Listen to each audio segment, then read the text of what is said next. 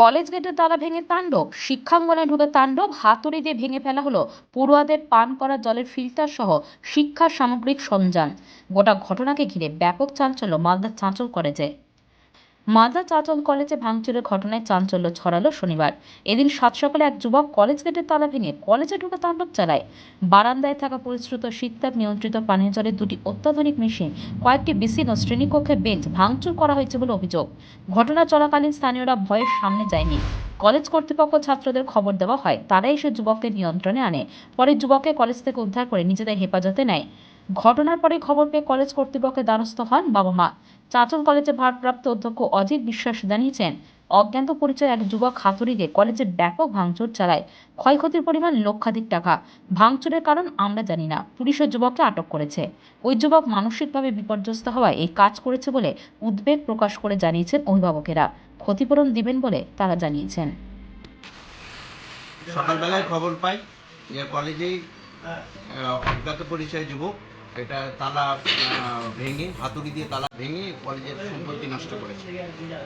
কেন সেটা একদমই জানা যায়নি।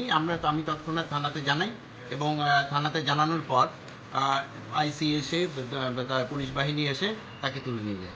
কি ভাঙচুর করা হয়েছে? দুটো ওয়াটার পিউরিফায়ার, দুটো তিনটে বেসিন এবং কলের পাইপ, অনেকগুলো পাইপ, জলের লাইনটা পুরোটা ভেঙে গেছে।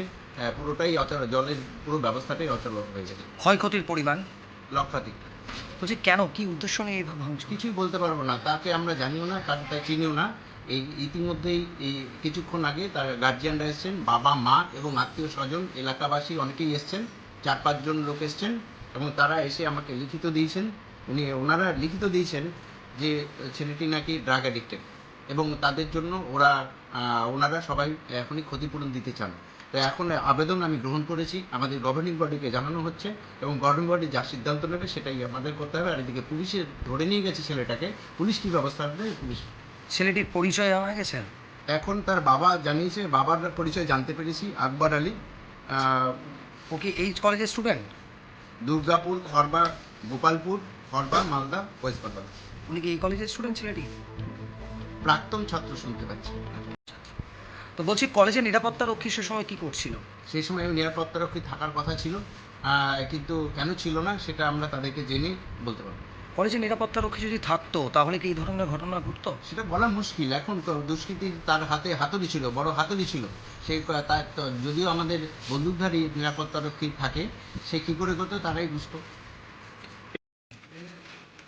এটা মোটামুটি একটা ছেলে এসেছিল সকালবেলায়, এসে ভাঙচুরটা চালিয়েছিল। এবার এর পিছনে কারা আছে বা কেন আসলো ছেলেটা সেটা আমাদের জানা নেই। কি ভাঙচুর করা হয়েছে? দুটো অ্যাকোয়াগার্ড এবং অন্যান্য পাইপলাইন, ফুলের টপ, বেসিন, এগুলোই ভাঙচুর চালিয়েছে। কত টাকার জিনিস? প্রায় 1 লাখ টাকা হবে। একজন ছেলেই ছিল? হ্যাঁ, তখন একজনকে আমরা পেয়ে যাই। কি দিয়ে ভাঙচুর করা হয়? ও একটা হাতুড়ি নিয়ে এসেছিল, হাতুড়ি নিয়েই মোটামুটি এগুলো। আচ্ছা, তো বলছি কেন এই ধরনের ঘটনা ঘটলো? কলেজে কি নিরাপত্তা রক্ষী ছিল না?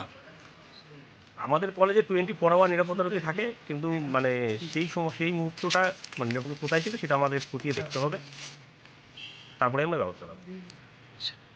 বলছি যে এই ধরনের ঘটনা নিয়ে কি বলবেন? এই যে একেবারে একটি ছেলে ভিতরে ঢুকে যেভাবে তাণ্ডব চালালো একজন, মানে যেখানে শিক্ষাঙ্গন একেবারে অসুরক্ষিত, কি বলবেন? অবশ্যই এটা তো খুব মানে খারাপ ঘটনা, যে কী করে এটা ঢুকলো এবং কী কারণে সেটা আসলো সেটা আমাদের মানে খুবই খারাপ লাগছে ভেবে, এবং সেটা আমরা খতিয়ে দেখছি কী কারণে এটা হলো। আমরা অবশ্যই ব্যবস্থা নেব।